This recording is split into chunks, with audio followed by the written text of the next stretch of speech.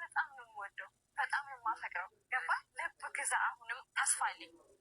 በደሌን አላስታውስም። የሰው ልጅ ይቀይራል እያምናለሁ። አንቺ ለአብርሃም ይቅርታ አድርገሻለሁ። ባሌን አፈቅረዋለሁ። ያው የሆነ ነገር ተሰምቶኝ ነው እንጂ ባሌ እኮ በጣም ወደዋለሁ። ልጃችን አብረን ብናሳድግ ደስ ይለኛል። ሰላም ሰላም፣ እንዴት ናችሁ? እኔ ሰላም ነኝ፣ እግዚአብሔር ይመስገን። በያላችሁበት ሰላማችሁ በዝት ይበልልኝ። እንዴት ናችሁልኝ? እንዴት ነው ስራ? ሁሉ ሰላም ነው? ብርዱ እንዴት እያደረጋችሁ ነው? ስራስ፣ ቤተሰብ ሁሉ ሰላም ነው? ሰላም ነው፣ እግዚአብሔር የተመሰገነ ይሁን። እና ያው እህታችን ባሌን ጋር መታረቅ እፈልጋለሁ፣ ትዳሬን ይሻለኛል፣ ልጄን አብረን ብናሳድግ ደስ ይለኛል እያለች ነው ማለት ነው። ያው ባለፈው ቪዲዮዋን ሁላችንም ሰምተነዋል። በጣም የሆነ ነገር ሆና በቃ ስሜታው ሆና ሁላችንም ጤናው አይደለም ምናምን እያልን ነበር ማለት ነው። ያው ሁሉም ነገር ከትዳር ውስጥ ብዙ ነገር አለ፣ ብዙ ሚስጥር አለ ከትዳር ማለት ነው። ትዳር ማለት ቀልድ ጨዋታ አይደለም። ትዳር ማለት ብዙ ውጣ ውረድ ያለው፣ ብዙ ድካም፣ ብዙ ስቃይ፣ ብዙ ደስታ። በነገራችን ላይ ትዳር ማለት ያው ልጆቻችን ከወለዱ በኋላ ልጆቻችን ጋር የምንደሰተው ነው እንጂ ሌላ ነገር በጣም ከባድ እንደሆነ ማለት ነው። ያው ትዳር ማለት ቀላል ነገር አይደለም። ትዳር ወይ ሴት ብቻዋን ወይ ወንድ ብቻውን መምራት አይችልም። ባልና ሚስት ተባብረው የሚመሩት ትዳር ነው። ገባችሁ? እና ያው ትዳር ላይ ብዙ ጭቅጭቅም አለ፣ ብዙ ሰላምም አለ፣ ብዙ መሳቅ አለ፣ ብዙ ማልቀስ አለ። ያው ትዳር በአጠቃላይ ብዙ ነገር የያዘ ነው ማለት ነው። በውስጡ ብዙ ነገር የያዘ ነው። ትዳር ማለት ቀላል ነገር አይደለም። ያው እህታችን ባለፈው ስሜታዊ ሆና በጣም ብዙ ነገር ተናግራለች። እሷ የምትናገረው ሌላ ነው፣ እሱ የሚናገረው ሌላ ነው። ሁሉም ቪዲዮ ሰምተነዋል ማለት ነው። አሁን ግን እሷ ሁሉም ነገር ገብቶኛል፣ እያስተዋልኩ ነው፣ ትዳሬን ነው የሚሻለኝ፣ እንደዛ ያልኩ ደግሞ ይቅርታ እንደሚቀበለኝ ተስፋ አደርጋለሁ እያለች ነው ማለት ነው። እና እንደዚህ ያደረጋት ምክንያት ይኖራታል የራሷ። ግን ያው አሁን ግን አብረን ልጃችን ብናሳድግ ቢረዳኝ ብዬ ተስፋ አደርጋለሁ እያለች ነው ማለት ነው። እርግጠኛ ነኝ እሱም ይረዳታል። ምክንያቱም ልጁ ስለሚወድ ልጁን ማሳደግ ስለሚፈልግ። ከዛ ደግሞ እሱም ጠልቷት አይደለም፣ አልጠላትም። እሷም አልጠላችም፣ እሱም አልጠላ። ያው ሚዲያ ወጥቶ ሲናገሩ ሁላችሁም ስሜታው ላይ ሆኖ ነው እንጂ እሷ ናት ያን ጊዜ በጣም ተቆጥታ እየተናገረች የነበረችው እያለቀሰች ምናምን። ያለቀሰችበት ምክንያት ደግሞ ተናግራለች ማለት ነው። እና አሁን ግን ሸር አድርጉልኝና ቪዲዮውን እንድሰማው እያለች ነው እህታችን ማለት ነው። ቪዲዮውን አይቶ ይቅርታ እንደሚቀበላት ተስፋ አለኝ ማለት ነው። እርግጠኛ ነኝ ይቀበላታል፣ ይዋደዳሉ። ያው ከመሀል የሆነ ሰይጣን ገብቶባቸው ነው እንጂ እሱም ይወዳታል፣ እሷም ትወደዋለች ማለት ነው። እና አሁን ግን ያው ቪዲዮን አይቶ ይቅርታ ብዬ ይቀበለኝ ደስ ይለኛል፣ ልጃችን አብረን ብናሳድግ ደስ ይለኛል እያለች ነው።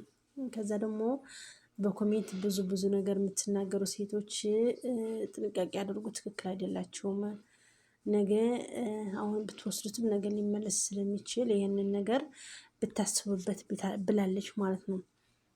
ቪዲዮ ላይ ስንወጣ እኔ ያገባዋለሁ፣ በጣም ጥሩ ልጅ ነው፣ አስተዋይ ነው እሷ ግን ቁስ ናት፣ እሷ ግን ጤነኛ አይደለችም፣ እሷ ግን እንደዚህ ናት እያላችሁ የምትናገሩ ጥንቃቄ አድርጎ እያለች ነው ማለት ነው። ልጅቱ እያስጠነቀቀች ነው ማለት ነው። እና እኔ በቃ እንደዚህ ያለቀስኩበትና እንደዚህ የሆንኩበት ነገር የራሴ ውስጤን የተነካ ነገር ስላለኝ ነው እንጂ በኮሜንት እንደዚህ መጥታችሁ ልትወርዱብኝ ለምንድን ነው? እኔ እገባዋለሁ እኔ ወስደዋለሁ የምትሉ ሰዎች ሴቶች ጤነኛ ናችሁ ያለች ነው። እንዴት የሰው ባል ትወስዳላችሁ? እንዴት የሰው ባል ትመኛላችሁ? ስለዚህ ባሌን ወደዋለሁ፣ አፈቅረዋለሁ፣ ትዳሬ ጋር መኖር ነው የምፈልገው፣ ባሌ ጋር መኖር ነው የምፈልገው፣ ለልጄም እንድመቸው እያለች ነው ማለት ነው። እና ኮሜንት ላይ ብዙ ነገር ባለፈው ተናግረን ነበር፣ ብዙ ተሳድበን ነበር። ግን ልጅቱ አሁን ግን ያው የራሷ ይኖራታል፣ እንትን ያሰበችበት ነገር ይኖራታል። እኔ እንደዚህ እንደዚህ ባድርግ ሳያዋጣኛል ወይ ሳያዋጣኝ ብላ የራሷ ያሰበችው ነገር ይኖራታል ማለት ነው። እና ከዛ ደግሞ ምን አለች፣ የሆነች ልጅ የሆነች ጓደኛዬ አለች። ከዛ ልብስ ገዝታ ትመጣና እንደዚህ አይነት ካልገዛህ ብለሽ ተናገሪ ትኛለች። እኔ ደግሞ እንደዚህ አይነት ካልገዛልኝ ይለዋለሁ፣ ይገዛል። ጫማ ደግሞ ገዝታ ትመጣለች። እንደዚህ አይነት ጫማ ካልገዛልኝ ብዬ እጮሃለሁ። እሺ ችግር የለውም እገዛልሻለሁ ይለኛል። በቃ የሆነ ነገር ልጅቱ ትወደዋለች፣ እችኛይቱ ማለት ነው። እንደዚህ ያደርግልሽ፣ ይግዛልሽ፣ እንደዚህ በይ የምትላት ትወደዋለች ማለት ነው። የሆነ ነገር በቃ ሄዳ የሆነ ነገር ጫማ ይሁን ልብስ ይሁን የሆነ በቃ የሆነ ነገር ለምን ፀጉርሽን ሄደሽ አትሰሪም ትለኛለች። ለምን ፀጉርሽን ሄደሽ አትተኩሽም ትለኛለች። ለምንድነው አርቲ እንደዚህ የሚሸጣል ፋሽን የመጣ ለምን አትገዥም ትለኛለች።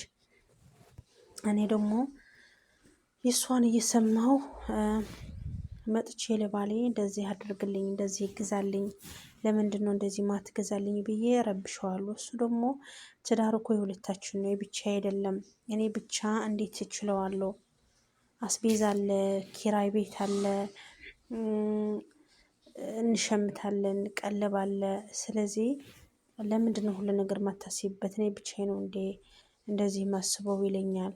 እኔ ግን በቃ የእሷ ነው እንጂ የማየው ሁሉም ነገር ያው እንትን አለውም እየመጣው ልሱ ብዙ ነገር እያስቸገርኩት እንደዚህ አድርግ። እሱ ደግሞ ሲበዛበት ይናደዳል፣ ይጮሃል፣ ይመታኛል። ጎረቤትም ሁሉ ጊዜ ይመጣል። ለምንድን ነው እንደዚህ የምታረግ ስትመታት ሲባል እንደዚህ ነው እያለ እኔ ደግሞ ያው የእሷን እያየሁ ነው። በቃ ለምንድን ነው እንደዚህ ማትዩ ግዛልኝ ማትዩ? ካላሟላልሽ ትዳር ካልሆነለት ለምን ታዲያ ትዳር አደረግሽ ትለኛለች። እኔ ደግሞ እንደዛ እለዋለሁ። ካልቻልክ ለምን ትዳር ታደርገኛለህ? ለምን አትፈታኝም? ካላሟላህልኝ ይለዋለሁ። እሱ ደግሞ ምን ያጎደልኩብሽ ነገር የለኝም፣ ሁሉም ነገር ሙሉ ነው፣ ኪራይ ቤት እየከፈልኩ ነው፣ ልብስም እየገዛሽ ነው፣ ለልጅሽም ለራስሽም እየገዛሽ ነው፣ የፈለግሽው ነገር እያረግሽ ነው። እኔ ምንድን ነው ያጎደልኩብሽ ነገር ይለኛል። እኔ ደግሞ ሁሌም እጨቃጨቀዋለሁ፣ ሁሌም እጣላዋለሁ። ስራ ቆይቶ ስመጣ ለምን ይሄን አላመጣህም ይሄን አላደረግክም እላለሁ። ሁሉም ነገር ግን በቃ ህፃንነት ነው። በቃ እንደዚህ የሚያደርገኝ ህፃንነትና ስለምወደው ነው።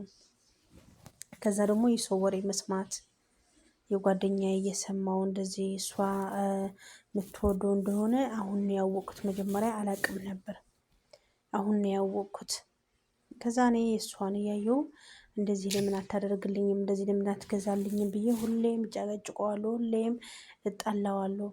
እሱ ግን ታግሶኛል፣ ችሎኛል፣ የጎደለብኝ ነገርም የለም።